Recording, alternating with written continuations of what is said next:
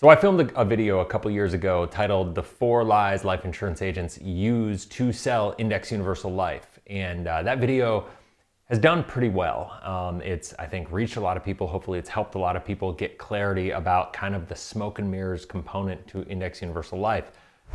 One of the things that I think is important to understand is that the regulatory market environment for Index Universal Life is constantly changing. When I made that video, the regulatory space was a little differently, worked a little bit differently, and there are updates coming to regulation. And one of the things that has happened and transpired is based on all the comments, all the feedback that I've gotten from that video, I wanted to create this video on the updated 4 lies that I'm seeing right now on social media that agents are utilizing to sell Index Universal Life. And I want to get right to the core of what you need to consider, what you need to contemplate, and ultimately how you can respond to that. Now, on the other side of things, if you're an agent and you're looking to sell, one of the biggest challenges here, and I did an interview with Bobby Samuelson talking about this, is that the carriers are the biggest problem. They're the ones who are creating all this miseducation for agents to go out there and misrepresent what they're selling.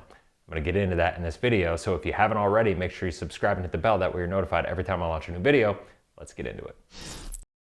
Hey, what's going on, Cashflow hackers? So this video, we're going to be covering the 4 lies agents are utilizing to sell Index Universal Life in 2023. As I said at the beginning here, there's a lot of changes going on right now. Regulation AG 49A is being updated. If you haven't already, I'm going to put the interview that I did with Bobby Samuelson on the end screen. So when you're done this video, you can go click on that video and it will bring you right to my interview with Bobby Samuelson, where he is talking about all the updates for the IUL regulation. And I think it'll be extremely valuable for you to really understand what's coming down the pipe with that. I'm going to cover a little bit of it in this video, but it's also really good to hear it from somebody else's mouth, not just take my word for it when it comes to that. Now, this video now, what I want to do is I want to get into what are the 4 lies that I'm seeing on social media. Now, full transparency.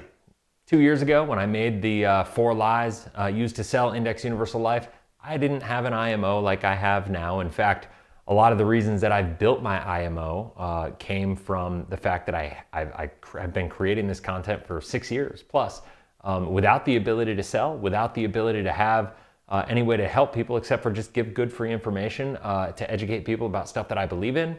And based on the demand and the growth of the channel and the success that we've had, we've launched an IMO. So now we can help sell policies to people. We can help agents build their practice and educate them and do all these different things. So if that's you, if you're an agent and you're interested, there's a link in the description below. You can set up an agent interview. We're pretty selective about who we bring on. Because it's a culture thing. There's got to be a good match as far as the cultural aspect of who we want to serve, how you want to show up in your business, and that is what it is. But now, full transparency, because I know I've been doing so much content for so long that I think a lot of people get confused about, okay, Chris, what do you do, right? What are your options? Well, I get mixed messages because I see some videos where you say you're not licensed, some videos where you say you can't help people, and now you're saying you can. It's because things have changed, right? And so and the beautiful nature of YouTube is that everything's evergreen, right? So you go in and you search for stuff and you find this 4 ways IUL agents lie to sell Index Universal Life. You're going to find a video from 2 years ago, me talking about it, and I was in a completely different space in life, right? I was running a different business, doing different things, and it was what it was. And so here we go. Let's get into this now and just know I'm coming from this from a perspective of education. I want to help you understand IUL. And I think at the end of this, you're going to understand why I like whole life insurance a lot more than Index Universal Life. Now, the first thing utilized to sell Index Universal Life that is a lie is that you can't lose money due to market risk. Now, the second one, and I'm going to lump these two together, is that IULs provide upside potential and downside protection. And the reason I'm going to do that is because this conversation goes into one, I guess it gets lumped together because the market risk is that downside protection. If you can't lose money due to market risk, that's where people say it gives you upside potential through participation in the index, and it gives you downside protection because you can't lose money. A lot of people are positioning IULs like you can't lose money, and that they kind of take the safety and the guarantees and the long-term history that participating whole life insurance companies have built over 180 years, and the stability and the guarantees and the predictability of all that, and they steal that and they inject it into the IUL conversation when nothing could be further from the truth. And so what I want to do in this is actually go to a board here, and I'm going to kind of draw this out a little bit for you, because I think what's important to understand is, how do life insurance companies do this, right? How do they offer upside potential, downside protection? So what happens is you pay your premium, right? You pay a premium, and then that money goes into the policy and it goes into the life insurance company's coffers, right? And so it goes into the general fund of the life insurance company. That's it. So let's just say you have $10,000 of premium. It goes into the general fund. Let's say 8,000 of that money goes into the general fund and 2,000 goes to insurance and all these other things. The general fund knows that they're going to get a 4%, let's say, return. And so this is what we call an options budget. They take that options budget and they buy call options. That options budget is what creates the return and the participation in the index. So you're not really ever invested in the S&P 500 index, for instance. You're just buying a call option on the S&P 500, right? So now the thing is if you understand how options work, I did an interview, and like I said, you'll see this if you watch the video at the end. But back in 2011, it cost a company 3.9% for a 10% cap rate. Okay? Right now, it's costing 5.1% to buy that same 10% cap, right? So what does that mean? This is a big difference when you look at the difference between these two barriers. And I mean, it's over a 40% increase, right? Or I mean, it's about a 25% increase, right? And so in that, now here's the problem right now. If you look at the general funds of most life insurance companies, they're getting between 4 and 4.5%, right? And so that's a problem. So when they say you can't lose money due to market risk, the reason they're saying this is because, like, if they go 4% here, well, 4% on $8,000 is $320, right? So what the life insurance company is doing is saying, okay, on this $8,000, we know we can get this 4%. We know that's $320. We're going to use that $320. We're going to buy a call option. And if for some reason the market goes down, you're going to lose that $320. And so therefore this $8,000 that's there is protected. So that's the downside potential or downside protection. Now, and this is where people are saying you can't lose money due to market risk. Well, the challenge in this comes when you hit retirement. And I always say you can't make short-term decisions to solve long-term problems, right? Because here's the bottom line. When you are thinking about an IUL, it really doesn't matter how it functions in the first 10 to 15 years, depending on your age. What really matters is ultimately how it performs in retirement. What are the characteristics? What are the attributes? How is it going to behave in retirement? And so what you're going to have is you're going to have the accumulated value. You're going to have the cost of insurance based on the death benefit. And then you're going to have policy loans, right? And you're going to have a loan rate. And so what's going to happen, and then you're going to have the death benefit, right? And the death benefit, the cost of insurance is going to be based on the net amount at risk, the NAR of the death benefit. And so what we have here is if you go the accumulated value, let's say your death benefit is $1 million, just to keep it simple, just to understand the concept. You have $1 million death benefit and you have an accumulated value of $600,000. That means the net amount at risk is $1 million minus $600,000 equals $400,000, okay? That is what that means. And so then what happens is this cost of insurance is annual renewable term based on the age, right? So if you're 65 and the net amount at risk, you're talking about needing $400,000 annual renewable term of a person at 65 years old. Now, what happens is that cost of insurance, will be X amount. And so then you also start taking into loans. So let's say you don't start taking loans until you're 66. Now, by the time, and you start taking, let's say, $30,000 a year of loans when you're 66. Now, by the time we hit 70 years old, 66, 67, 68, 69, and 70. That's 5 years, okay? So let's say the accumulated value, because we've started taking loans on this, $30,000 a year at this, we've taken $150,000 of loans out, right? Against this. Now, what's going to happen is when on years that it's negative, this is the problem. When they say you can't lose money to market risk, on years when it's negative, you lose this options budget. It protects this principal, but you still have the cost of insurance that plays into it. And so what happens is you got these loan expenses, and you're also going to be paying, let's say, 5% for the loan expenses, right? And so this will compound against you. These fees compound. And on negative years, the net amount at risk, the death benefit stays the same, but you have to, the cash value here, that accumulated value, has to now, because you're not contributing to the policy anymore, it has to pay for your cost of insurance, which has gotten more expensive. So I'm going to put more dollar symbols, and it's got to service the loan debt. And so what happens out of that is that takes it out of the accumulated value. And this is the problem with IUL illustrations, is it never illustrates how this is actually going to behave in the long run, because it always assumes positive arbitrage. It always assumes a positive spread, as one of the users or one of the subscribers said that I should use the word spread, because arbitrage insinuates that it's going to happen all the time, and it's not. So what happens is that the accumulated value here of 600,000 actually goes down. Let's say it goes down to 570,000. This is a problem. The reason it's a problem is because while you had a net amount at risk of 400,000 before, now you have a net amount at risk of 430,000. And that doesn't seem like a big deal, but the problem is you're also 5 years older.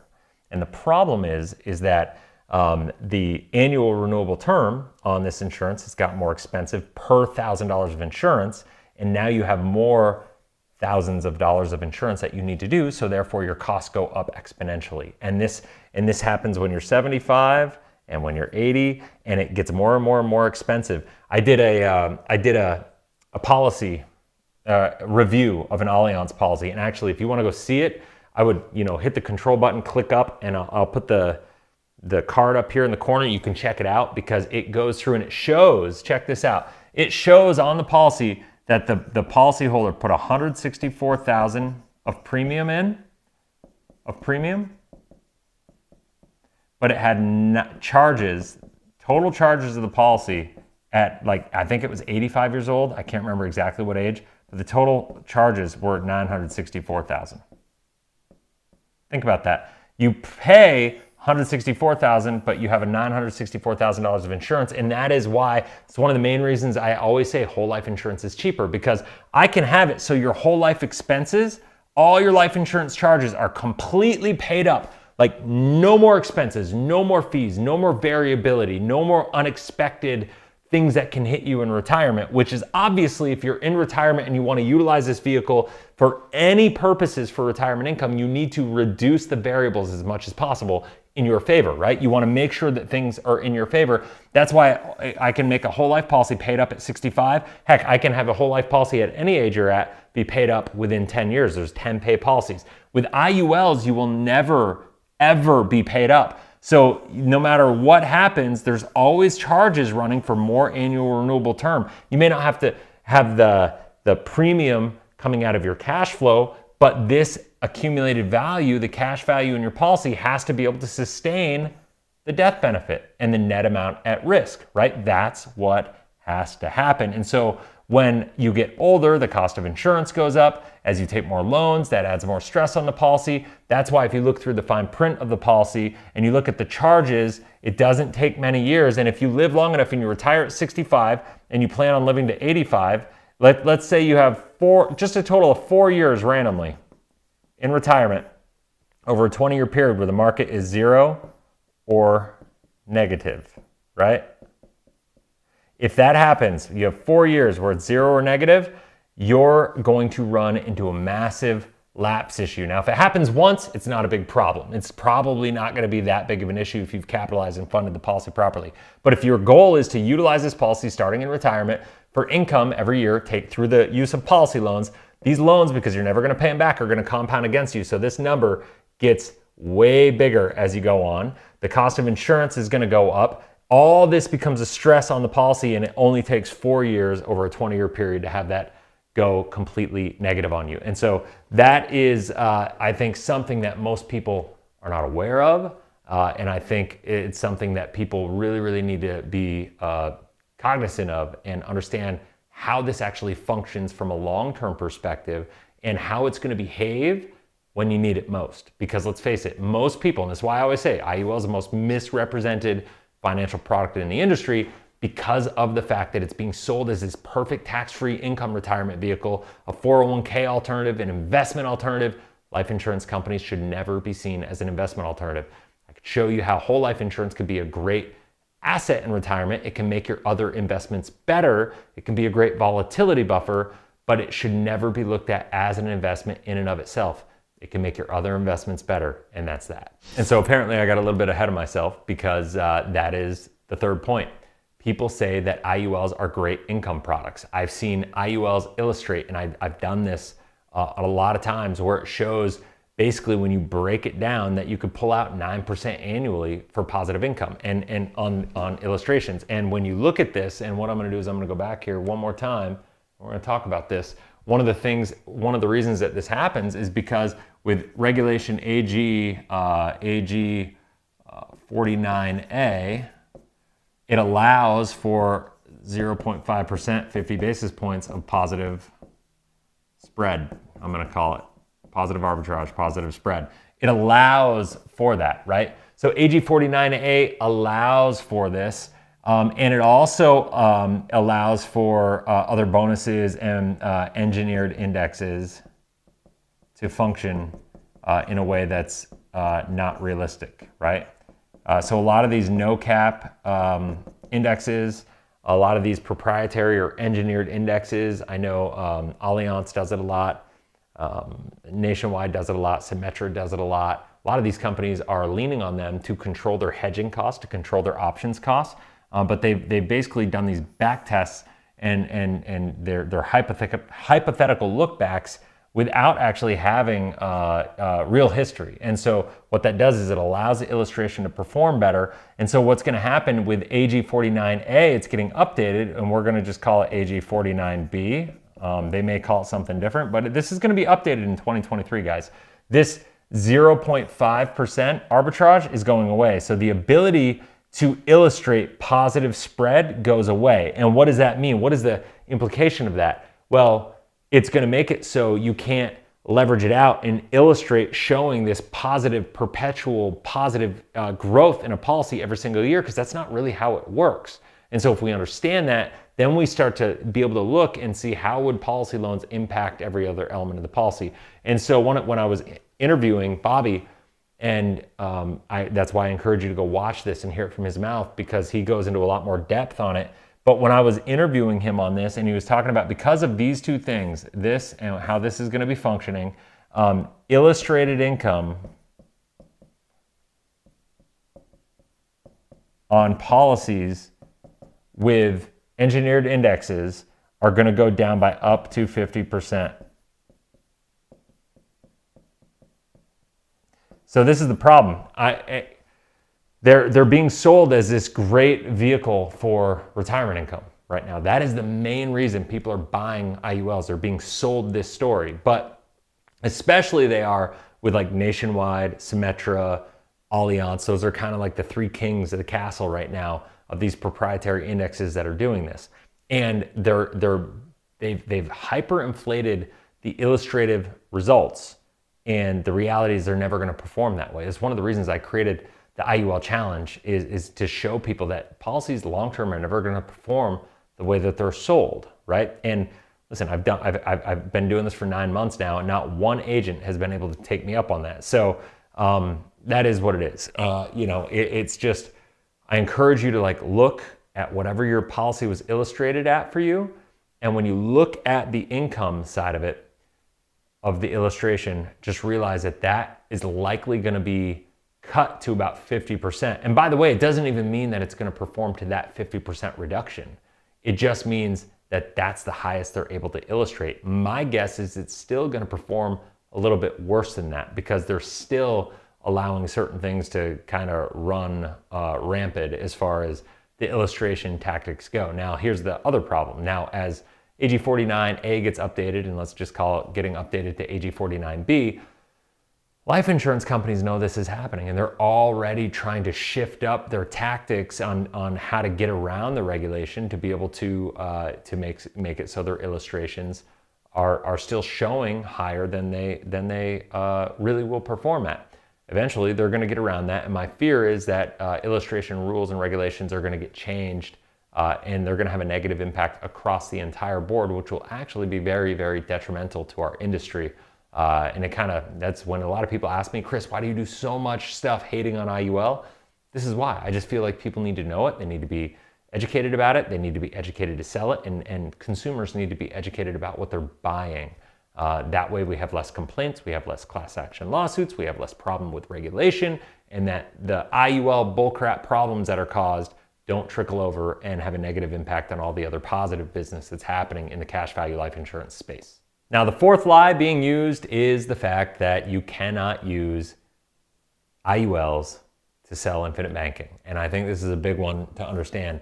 Infinite banking, one of the biggest components of it is control. So with IULs, between surrender charges, between the unpredictability and the nature of the index loans inside of IUL, between the unpredictability of the charges, the lack of guarantees, and just the fact that you don't control all the variables of the policy, contractually speaking, in a whole life policy, and the reason infinite banking needs to be utilized with whole life insurance with a participating mutual company is because of the fact that when you sign on that dotted line and you sign that contract and the policy is issued to you, as soon as that happens, you are the person who's in control. The life insurance company is beholden to you.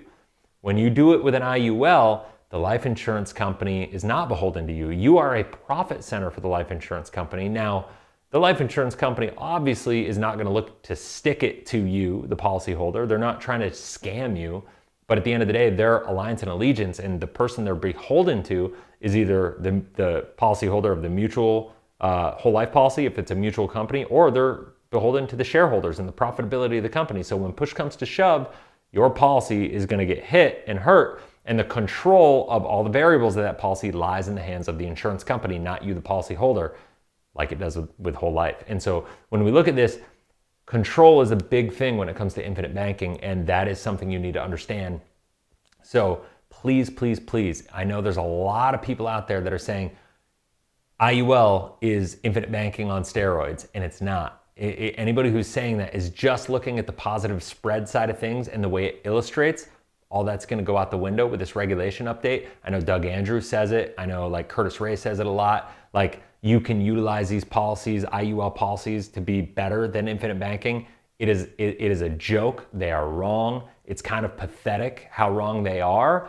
But yet they keep on continuing doing it. And it just shows that they don't understand what infinite banking is all about. It's not just about positive arbitrage. It's about control. It's about building a financial foundation. It's about having the guarantees, and it's about leveraging your money for other assets to be better. And when you look at the surrender charges of IUL and the time frame that those surrender charges have in the policy, that short term on the front end lack of control is also worse than whole life.